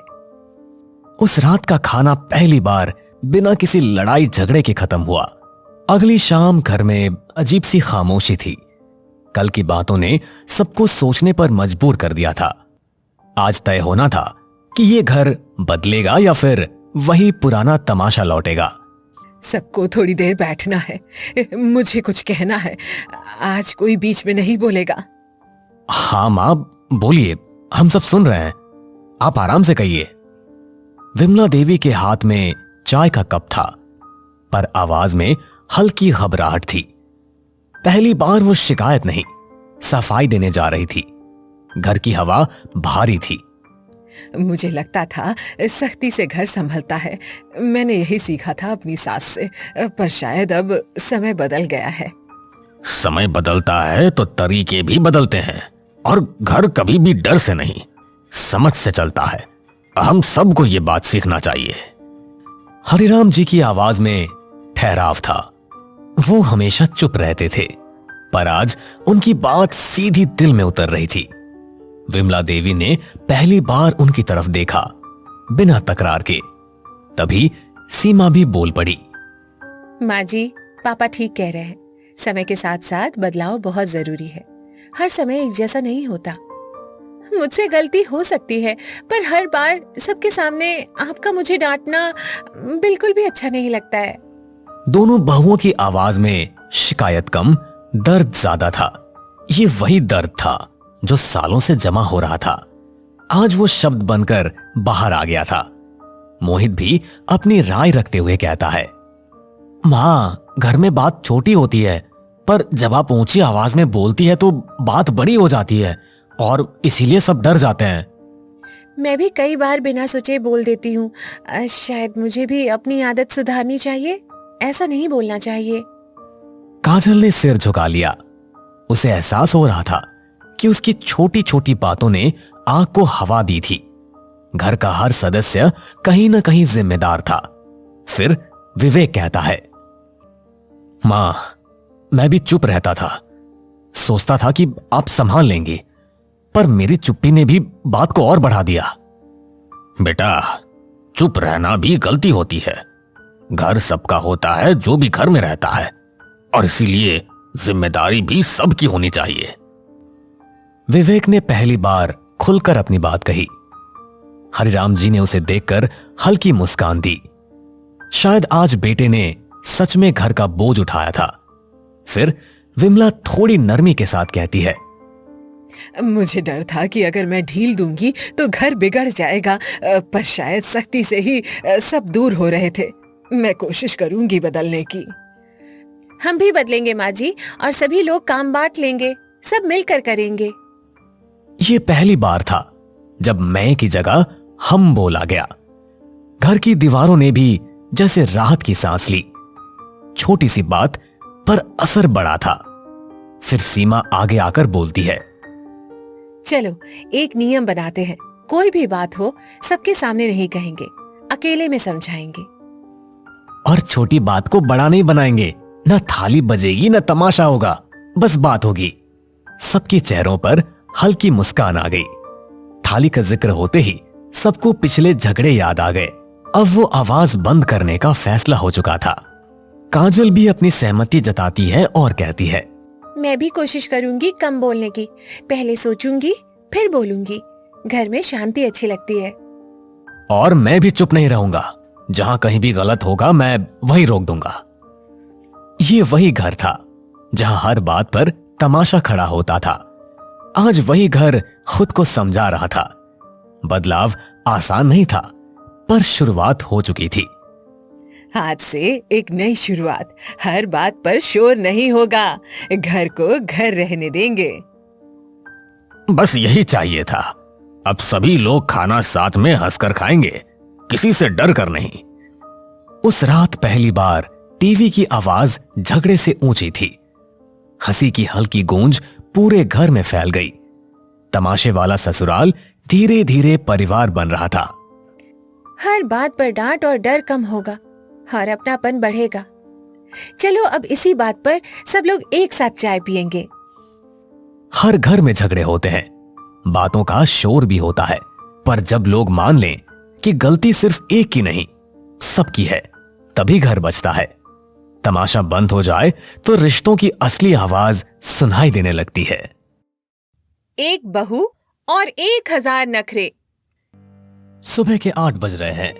गोकुल निवास की रसोई में मीना पसीने से तरबतर होकर नाश्ता बना रही है, जबकि डाइनिंग टेबल पर सरोज देवी अपनी आंखों पर चश्मा चढ़ाए बहू के आने का इंतजार कर रही है और कहती है, मीना, आज फिर 8 बज गए। वो महारानी अभी तक सोकर नहीं उठी क्या? सूरज सिर पर आ गया है और हमारी नई बहू के नखरे खत्म ही नहीं हो रहे। माँ जी, मैंने 3 बार दरवाजा खटखटाया, पर अंदर से जवाब आया कि अभी ब्यूटी स्लीप चल रही है। अब आप ही बताइए मैं क्या करूं? मैं तो तंग आ गई हूँ इसके रोज रोज के ब्यूटी स्लीप से। पता नहीं आज के जनरेशन के बच्चों को ये क्या लत लगती जा रही है। तभी सीढ़ियों से तानिया उतरती है। उसके हाथ में आईफोन है और चेहरे पर महंगा फेस मास्क। उसने रेशमी नाइट सूट पहना है, जिसे देखकर सरोज देवी का पारा चढ़ जाता है। तानिया सबसे एक ही बोलती है, गुड मॉर्निंग एवरीवन। वैसे मॉर्निंग तो गुड नहीं है, क्योंकि रात को एयर प्यूरिफायर ने काम करना बंद कर दिया था। मेरी स्किन कितनी डल लग रही है ना? बहू, यहाँ स्किन नहीं रसोई की इज्जत डल हो रही है। इस घर की रस्म है कि बहू सूरज उगने से पहले उठती है और रसोई संभालती है। तुम यहाँ फेस मास्क लगाकर घूम रही हो, ये क्या तरीका है? तानिया ने बड़े नखरे से कुर्सी खींची और उस पर बैठ गई। उसने मेज पर रखी पराठों की थाली को ऐसे देखा जैसे वो कोई कचरा हो। रमेश जी ने अखबार के पीछे से नजरें घुमाई। फिर तानिया नखरे भरे अंदाज में कहती है, ओह माय गॉड, ये तेल से लथपथ पराठे। मम्मी जी, क्या आप मेरा कोलेस्ट्रॉल बढ़ाने की साजिश कर रही हैं? मुझे तो एवोकाडो टोस्ट और ओट्स मिल्क चाहिए। इतना ऑयली नाश्ता मैं नहीं कर सकती, मेरी तबीयत खराब हो जाएगी। बेटा, हमारे घर में तो पीढ़ियों से यही नाश्ता बन रहा है। और ये ओट्स मिल्क क्या होता है? दूध तो गाय देती है, ये ओट्स कहां से दूध देने लगे? आर्यन चुपचाप अपनी प्लेट में नजरें गड़ाए बैठा था। उसे पता था कि अगर उसने मुंह खोला तो आग और भड़क जाएगी, पर सरोज देवी ने उसे बीच में घसीट ही लिया और आर्यन से कहती है, आर्यन, देख रहा है अपनी बीवी के नखरे? कल इसे मोगरे की महक से एलर्जी थी, परसों इसे मंदिर की घंटी से सिर दर्द था और आज इसे हमारे खाने से दिक्कत है। आखिर ऐसे कैसे चलेगा बेटा? मैं तो इसके रोज रोज के नखरे से पागल हो जाऊंगी। थोड़ा समझा इसको। माँ, वो तानिया को थोड़ा वक्त लगेगा एडजस्ट होने में। तानिया प्लीज आज खा लो ना, भाभी ने बड़ी मेहनत से बनाया है। देखो, अगर तुम्हें तबीयत खराब होने का डर है तो थोड़ा कम ही खाना। आर्यन की बातें सुनकर तानिया ने अपनी उंगली की टिप से पराठे को छुआ और फिर नाक सिकोड़ ली। उसने अपने फोन में कुछ टाइप किया और फिर जोर से आह भरी, जैसे उस पर कोई पहाड़ टूट पड़ा हो। फिर कहने लगी, मेहनत तो जिम में भी होती है आर्यन, पर उसका मतलब ये तो नहीं कि मैं कुछ भी अनहेल्दी खा लूं। मम्मी जी, मेरे लिए अलग से हिमालयन पिंक सॉल्ट मंगवा दीजिए। मुझे नॉर्मल नमक से ब्लोटिंग होती है, मैं इसे नहीं खा सकती। भाभी, नमक तो नमक होता है, अब हिमालय से मंगवाओ या समुद्र से। यहाँ 100 काम पड़े हैं और आपको नमक के रंग की चिंता है। क्या बच्चों जैसे नखरे कर रही हैं? जो भी है खा लीजिए, आखिर घर के और सभी लोग तो खा ही रहे हैं ना। तानिया ने मीना की तरफ एक तिरछी नजर डाली। उसे पता था कि मीना को जलन हो रही है, क्योंकि तानिया को काम नहीं करना पड़ रहा। दादी ने अपनी लाठी जमीन पर पटकी और हंसने लगी। अरे सरोज, ये तो अभी ट्रेलर है। इस बहू के पास 1000 नखरे हैं और हर नखरे की एक नई कहानी। आज नमक गुलाबी चाहिए तो कल पानी भी नीले रंग का मांगेगी। और ढूंढो रंग बिरंगी बहू। हंसी मत माँ जी। बहू, आज दोपहर को पूजा है और तुम्हें साड़ी पहनकर बैठना होगा। ये नाइट सूट और फेस मास्क उतारो और तैयार हो जाओ। तान्या ने अपनी आंखों को गोल गोल घुमाया। उसे साड़ी पहनने के नाम से ही चिढ़ थी, ऊपर से भारी गहने पहनना उसे किसी सजा से कम नहीं लग रहा था। तान्या ने फटाक से जवाब दिया, sari in this weather? Mummy ji, मेरा फैब्रिक सेंस बहुत सेंसिटिव है। मुझे सिर्फ प्योर शिफॉन चाहिए, वो भी पेस्टल कलर्स में। ये लाल पीले बनारसी साड़ी पहनकर मैं किसी जोकर जैसी लगूंगी। मैं नहीं पहन सकती। जोकर लगो या रानी, पहननी तो वही पड़ेगी जो मैंने निकाली है। और याद रखना, अगर पूजा में तुम्हारे नखरे शुरू हुए तो मुझसे बुरा कोई नहीं होगा। बहुत हो गई तुम्हारी नौटंकी। तान्या उठी और अपने कमरे की तरफ चल दी, पर जाते जाते उसने एक और बम फोड़ दिया। उसने मेज पर रखे पानी के गिलास को देखा और फिर उसे छोड़ दिया और पानी पर तंज कसते हुए बोली, वैसे मम्मी जी, क्या इस घर का पानी कॉपर चार्ज्ड है? अगर नहीं है तो मेरा डाइजेशन खराब हो सकता है। आर्यन, मेरे लिए मटके का नहीं, एल्कलाइन वाटर मंगा दो। आज से मैं वही पीऊंगी। तान्या, अब क्या पानी भी विदेश से मंगाऊं? चुपचाप जो मिल रहा है पी लो, वरना मां मुझे घर से निकाल देगी। सरोज देवी ने अपना सिर पकड़ लिया। उन्हें समझ नहीं आ रहा था कि वो इस नखरेबाज बहू को कैसे सुधारे।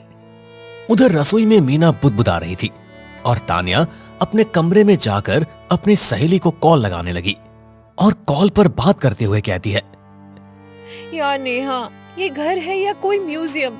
यहाँ तो लोग सांस भी पुराने जमाने के हिसाब से लेते हैं। मम्मी जी तो हिटलर की नानी है, हर चीज में डिसिप्लिन। मैं क्या करूँ, मुझे कुछ समझ नहीं आ रहा। सुन रही हूँ मैं, जुबान बहुत चलती है तुम्हारी। काश कि तुम्हारा हाथ भी काम में इतना ही चलता। जल्दी तैयार होकर नीचे आओ। तान्या ने फोन रखा और आईने में खुद को देखा। उसने ठान लिया था कि वो सरोज देवी के अनुशासन को अपने नखरों से मात देकर रहेगी। गोकुल निवास की शांति अब पूरी तरह से खत्म हो चुकी थी।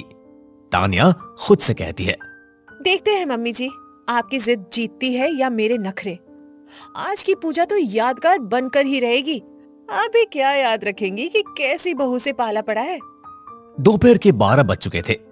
पंडित जी आ गए थे और पूरा घर अगरबत्ती की खुशबू से महक रहा था। सरोज देवी ने सबको नीचे बुलाया, पर तान्या का कहीं पता ही नहीं था। आर्यन, अपनी बीवी को लेकर आ। पंडित जी मुहूर्त निकाल रहे हैं। अगर वो अब भी तैयार नहीं हुई है तो मैं खुद ऊपर जाकर उसे खींच के लाऊंगी। जल्दी जा। माँ, वो आ रही है, बस थोड़ा टचअप कर रही है। उसने कहा कि लाइटिंग के हिसाब से उसका मेकअप मैच नहीं कर रहा। तभी तान्या नीचे उतरी, पर उसे देखकर सबकी आंखें फटी की फटी रह गई।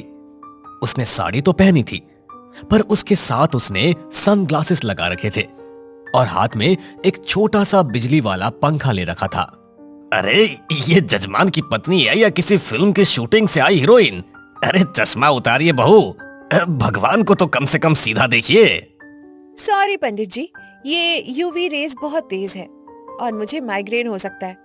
और मम्मी जी, इस पंखे के बिना मैं एक सेकंड नहीं बैठ सकती। मुझे गर्मी से एलर्जी है। सरोज देवी का चेहरा गुस्से से काला पड़ गया। उन्हें लगा कि उनके खानदान की नाक कट रही है। रमेश जी ने अपनी हंसी रोकने के लिए अखबार से अपना मुंह पूरी तरह ढक लिया। तान्या, ये तमाशा बंद करो और चुपचाप यहाँ बैठो। ये पंखा और चश्मा अभी इसी वक्त हटाओ, वरना मैं भूल जाऊंगी कि तुम इस घर की बहू हो। बहुत हो गया तुम्हारा नाटक।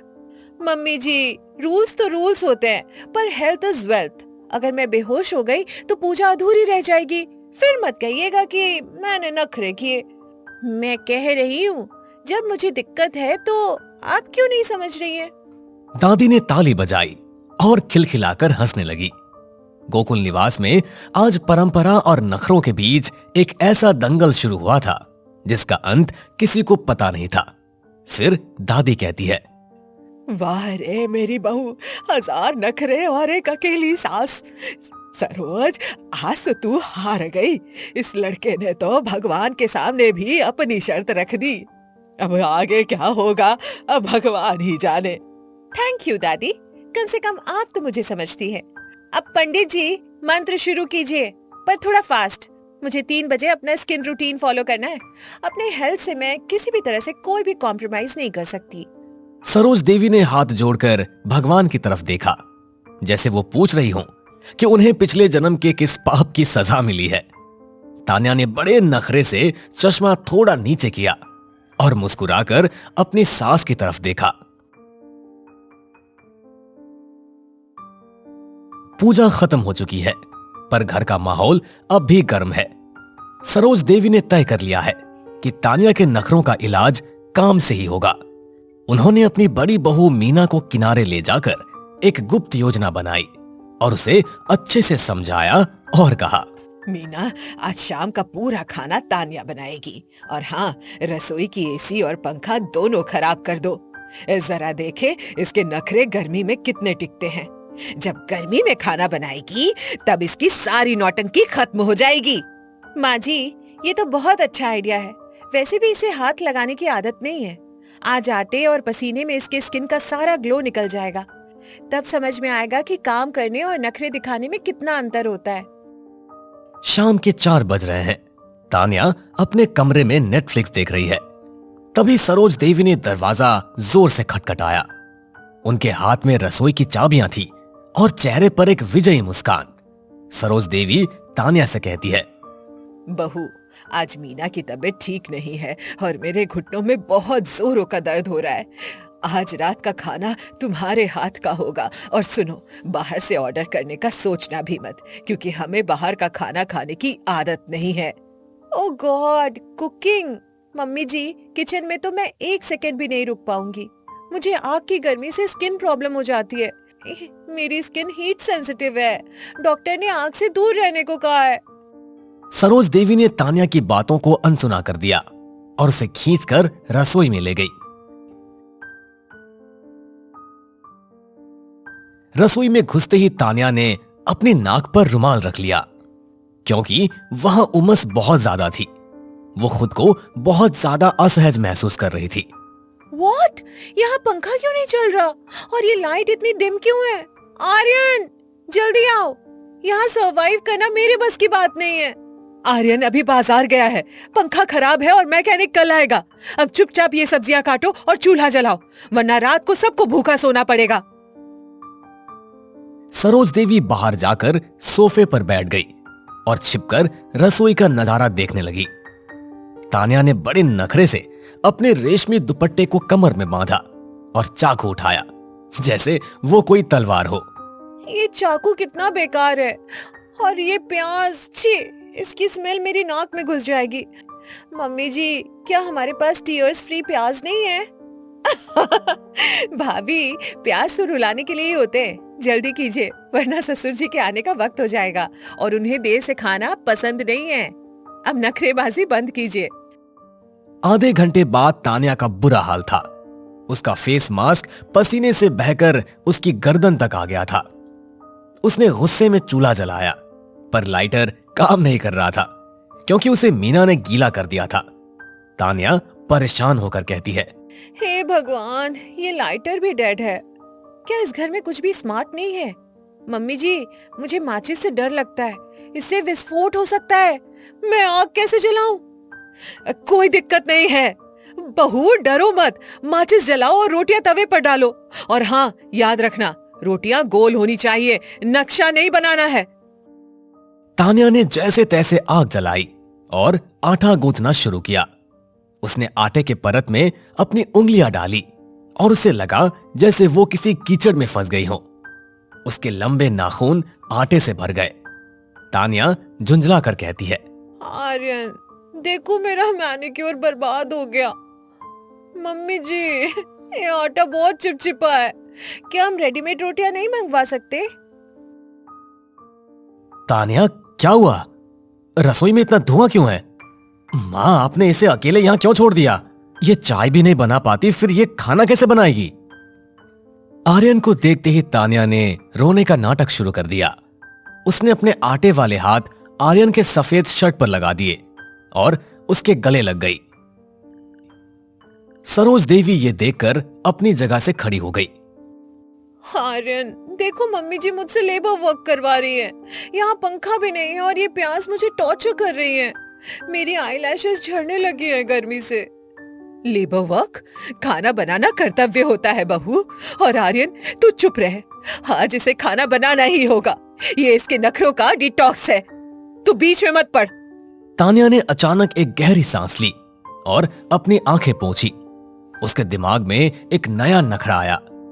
उसने गैस बंद की और बड़े स्टाइल से अपनी गीली जुल्फें पोंछ ली और कहती है, ओके मम्मी जी, अगर आप चाहती है कि मैं कुक करूं तो मैं करूंगी, पर मेरा एक प्रोफेशनल कॉन्ट्रैक्ट है। मुझे किचन में ब्लूटूथ स्पीकर्स और एर्गोनॉमिक चेयर चाहिए, वरना मेरा पोस्चर खराब हो जाएगा। अरे भाई, ये रसोई है या जिम? बहू जो है उसी में बना लो, हम सबको भूख लगी है। अब और कितना इंतजार करवाओगी? पापा जी, बिना म्यूजिक के मेरी पॉजिटिव एनर्जी खाने में नहीं जाएगी, और अगर खाना नेगेटिव बना तो आप सबको फूड पॉइजनिंग हो सकती है। चॉइस आपकी है, जैसा कहें। दादी अपनी व्हीलचेयर पर रसोई तक आई और तानिया के आटे वाले चेहरे को देखकर जोर से ठहाका लगाया। उन्हें तानिया के पलटवार में बड़ा मजा आ रहा था। दादी बोली, सरोज, हार मान ले, तेरी बहू ने हेल्थ और हाइजीन का ऐसा खेला खेला है कि तू कुछ नहीं बोल पाएगी। चल बहू, तू बाहर जा, आज मैं सबको अपनी पसंद का पकौड़ा बनाकर खिलाऊंगी। नहीं माँ जी, आज तो ये बनाकर ही रहेगी। तान्या, जाओ और रोटियां बनाओ, वरना मैं तुम्हारा ये फोन 7 दिन के लिए जब्त कर लूंगी। तानिया का चेहरा उतर गया। फोन जब्त होने की बात सुनकर उसने तुरंत बेलन उठाया। उसने पहली रोटी बेली, ऑस्ट्रेलिया के नक्शे जैसी बनी थी। उसने उसे तवे पर डाला और जानबूझकर उसे जलने दिया। ओप्स, ये तो चारकोल फ्लेवर्ड रोटी बन गई। मम्मी जी, आजकल ये बहुत ट्रेंड में है, बॉडी को डिटॉक्स करता है। आप पहली रोटी खाएंगी? आपको अच्छी लगेगी। ये रोटी है या कोयला? तान्या, तुम जानबूझकर ये सब कर रही हो। मीना, जरा चखो तो ये इसने क्या बनाया है। माँ जी, दाल में नमक की जगह इसने पिसी हुई चीनी डाल दी है। ये कह रही है इसे खट्टा मीठा गुजराती टच दे रही है। पूरा घर तानिया के इस कुकिंग एक्सपेरिमेंट से दहल गया। सरोज देवी समझ गई कि तानिया को काम सिखाना यानी अपने ही पैरों पर कुल्हाड़ी मारना है। तानिया ने बड़े नखरे से अपना हाथ धोया और लोशन लगाने लगी। सॉरी मम्मी जी, मेरी क्रिएटिविटी शायद आप लोगों के टेस्ट से मैच नहीं करती। अब मैं जा रही हूँ अपना फेस वॉश करने, बहुत टैनिंग हो गई है। ओह गॉड। जा, चली जा। मीना, तू ही बना खाना।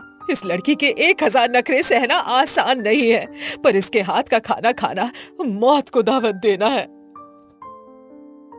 तानिया मुस्कुराती हुई अपने कमरे की तरफ चली गई और आर्यन को आंख मार दी। आर्यन ने राहत की सांस ली। सरोज देवी रसोई की चौखट पर माथा पकड़कर बैठ गई, जबकि दादी और रमेश जी दबे पांव हंस रहे थे।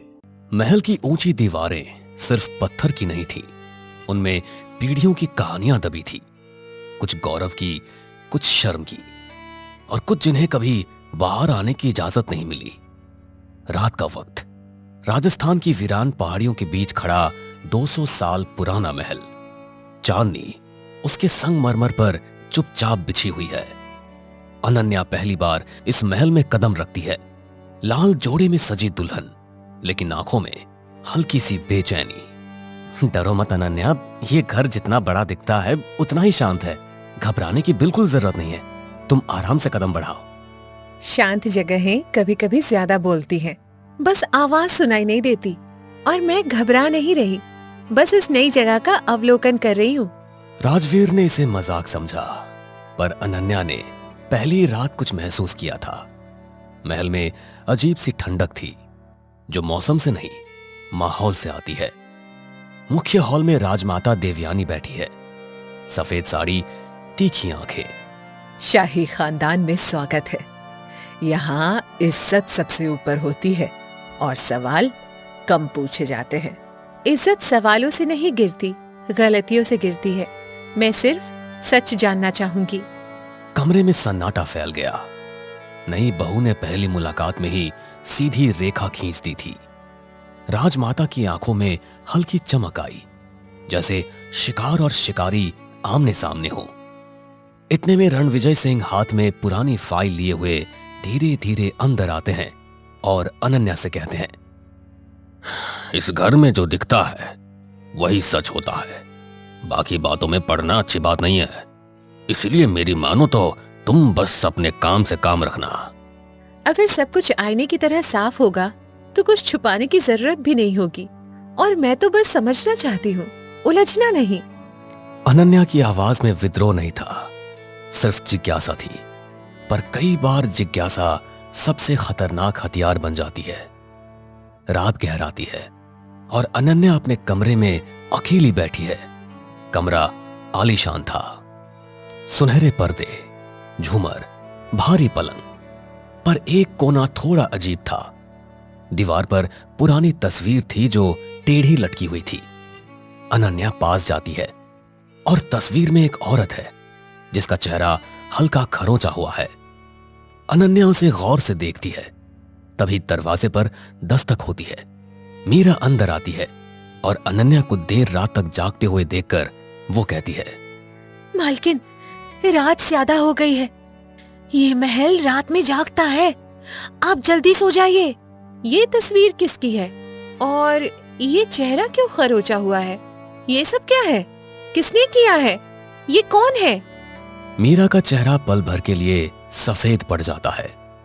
उसकी आंखों में डर साफ था, जैसे किसी ने पुराने घाव को अचानक कुरेद दिया हो।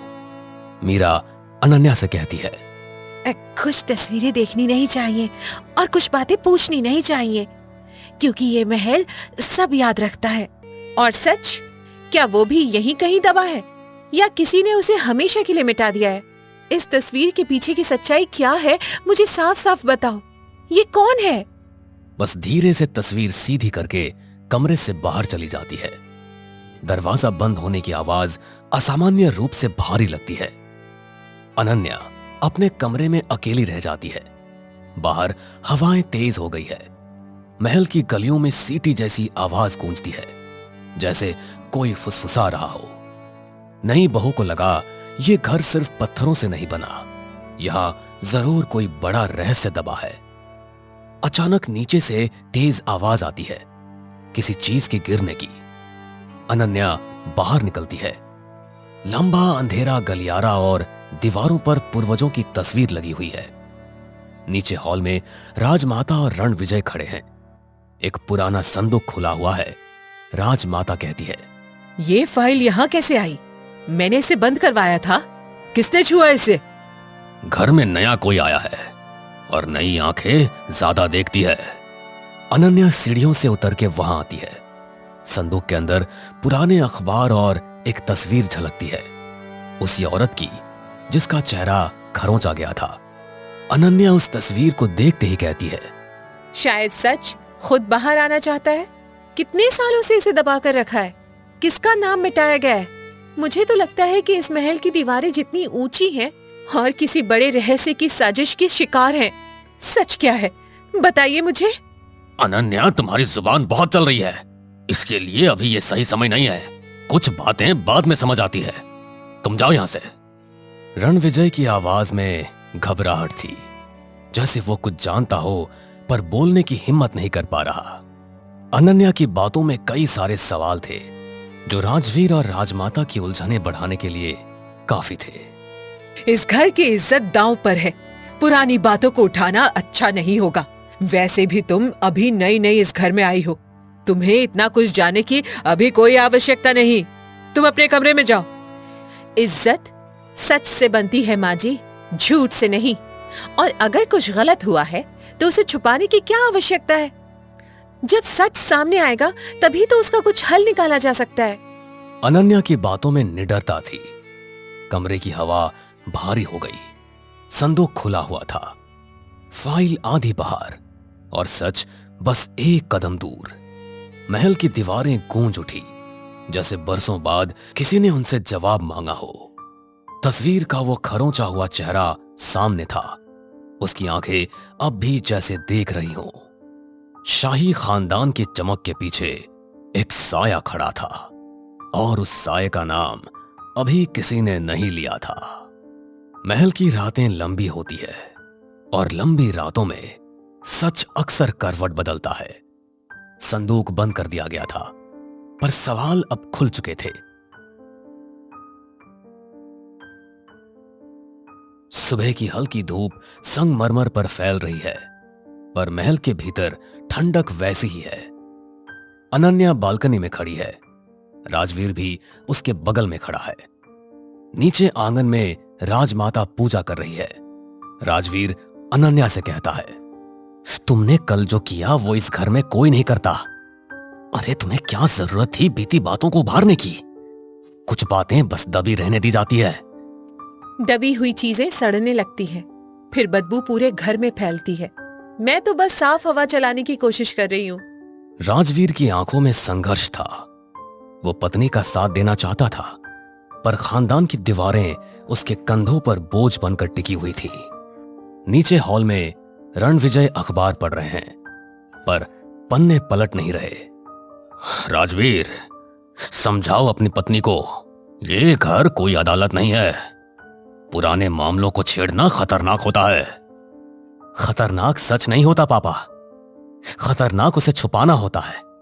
शायद बात साफ कर देना ही बेहतर हो। ये पहली बार था जब राजवीर ने पिता की आंखों में आंख डालकर जवाब दिया। महल की हवा हल्की सी बदल गई, जैसे किसी ने खिड़की खोल दी हो।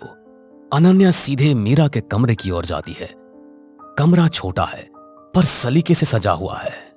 आप जानती हैं वो औरत कौन थी? तस्वीर में जो चेहरा खरोचा गया, कृपया सच बताइए, मैं चुप नहीं रहूंगी।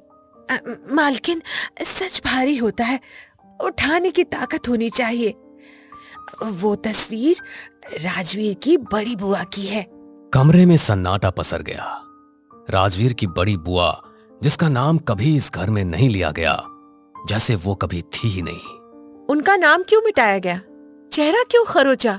क्या उन्होंने कोई अपराध किया था, या उनका अपराध सिर्फ सच बोलना था? उन्होंने शादी से मना कर दिया था। वो किसी और से प्यार करती थी, खानदान की इज्जत के खिलाफ गई और फिर एक रात गायब हो गई। ये शब्द पत्थर की तरह गिरा। महल की दीवारें जैसे कांप उठी। इतिहास ने अपना पहला पन्ना खोला था। अनन्या की सांसें तेज हो जाती है।